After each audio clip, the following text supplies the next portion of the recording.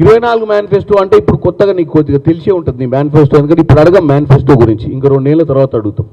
2014 మేనిఫెస్టోలో ఎన్ని ఉద్యోగాలు ఇస్తా అని చెప్పి బీజేపీ నరేంద్ర మోడీ గారు గప్పాలు కొట్టి అధికారంలోకి వచ్చిన రోజు మీరు తెలుసుకోండి. 10 సంవత్సరాల 25 కోట్ల ఉద్యోగాలు సృష్టిస్తా అని చెప్పి ప్రగడ్భాలు పలికిండు. మరి 2024 కల్లా ఎన్ని ఉద్యోగాలు ఇచ్చారు మరి చెప్పాలి మీరు.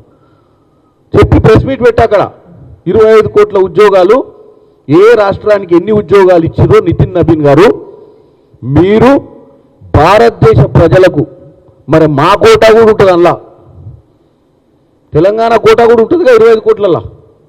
మేము కూడా తెలంగాణ కూడా భారతదేశంలో ఒక రాష్ట్రమే కదా. మీ నరేంద్ర మోడీ గారు 2014లో ఇచ్చిన వాగ్దానం ప్రకారము 10 సంవత్సరాలలో 25 కోట్ల ఉద్యోగాలు ఇస్తా అని చెప్పిండు కదా నితిన్ నబీన్ గారు.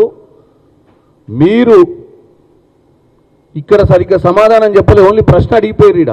లేకపోతే మీ కార్యకర్తల్ని ఉత్తేజపరచనికే మీ బిఎల్ఏ ఏజెంట్ల కార్యక్రమంలో వాళ్ళందరినీ నెక్స్ట్ మనమే అధికారంలోకి వస్తున్నాం అని చెప్పే విధంలో ఇవన్నీ చెప్పినట్టుర్రు. మీరు అక్కడికి పోయి వాస్తవాలు మాట్లాడు. ఎన్ని ఉద్యోగాలు బీజేపీ అధికారంలోకి వచ్చి ఇచ్చిందో మీరు గొప్పగా చెప్తున్నారు. ఈ రాష్ట్రంలో మనమే జెండా ఎగిరేసేదని. మీకు అజెండానే లేదు, జెండా ఎట్లా ఎగిరేస్తావు?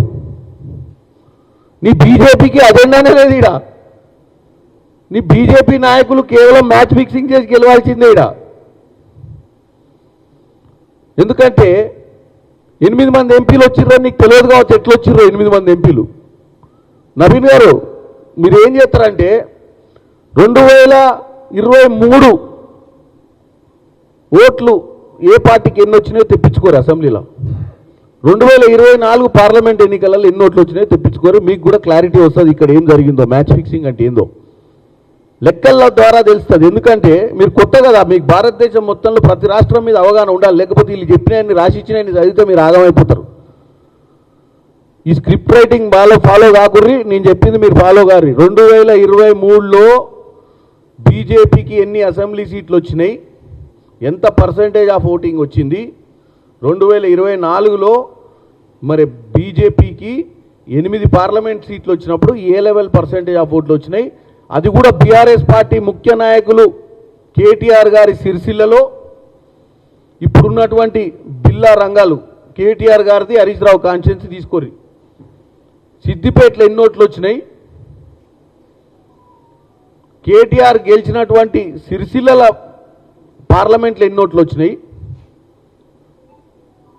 హరీష్ రావు గెలిచినటువంటి సిద్దిపేట నియోజకవర్గంలో పార్లమెంట్లో బీజేపీకి ఎన్ని ఓట్లు వచ్చినాయి కంపారిజన్ చేస్తే మీకు ఈ ట్రాన్స్ఫర్ ఆఫ్ ఓట్లు ఏమైనాయి, ఈ మ్యాచ్ ఫిక్సింగ్ ఎట్లా జరిగిందో క్లారిటీగా తెలిసిపోద్ది. కాబట్టి మీకు అజెండానే లేదు, మీ అజెండానే ఫిక్సింగు, దీన్ని ఎవరు నమ్మరు. మీరేదో వెస్ట్ బెంగాల్ మాదిరి ఇక్కడ కూడా అధికారంలో ఏది ఓట్ చోరీ సీట్ చోరా, ఓట్ చోరీ సీట్ చోరీ చేసి తెలంగాణలో కూడా అధికారంలోకి వస్తారా? 20 మంది ఎంపీలను రాత్రికి రాత్రి వెస్ట్ బెంగాల్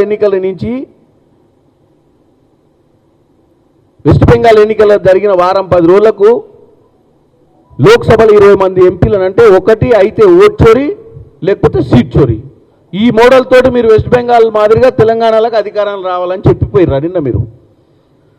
నేను ఒకటే చెప్తున్నా, మీ హయాంలో నెంబర్ 1 మీరు ఈ రాష్ట్రంలో నిన్న చెప్పిపోయిన దానికి సమాధానము ఇక్కడ 2 లక్షల ఉద్యోగాల గురించి కాదు, మీరు ఇస్తా అన్న 25 కోట్ల ఉద్యోగాలు ఎటుపోయినాయో నితిన్ నబీన్ గారు మీరు ఢిల్లీలో పోయి 2014 మేనిఫెస్టో తీసుకోండి, నల్లధనాన్ని తీసుకొచ్చి 15 లక్షల రూపాయలు ప్రతి ఒక్క సామాన్యుని అకౌంట్లో కూడా వేస్తా అని అప్పుడు ప్రగడ్భాలు వాళ్ళకిండు మీ నరేంద్ర మోడీ విశ్వగురు గారు. మరి అది కూడా ఒకసారి తెలుసుకోండి పోయి. ఇవన్నీ తెలుసుకున్నాకనే మీరు భారతదేశ పర్యటన పెట్టుకోండి. ఎందుకంటే యూపీఏ ప్రభుత్వంలో 60 రూపాయలు ఉన్నది, ఇవాళ 95 రూపాయలకు పోయింది డాలర్ విలువ. ఇదా ప్రగతి?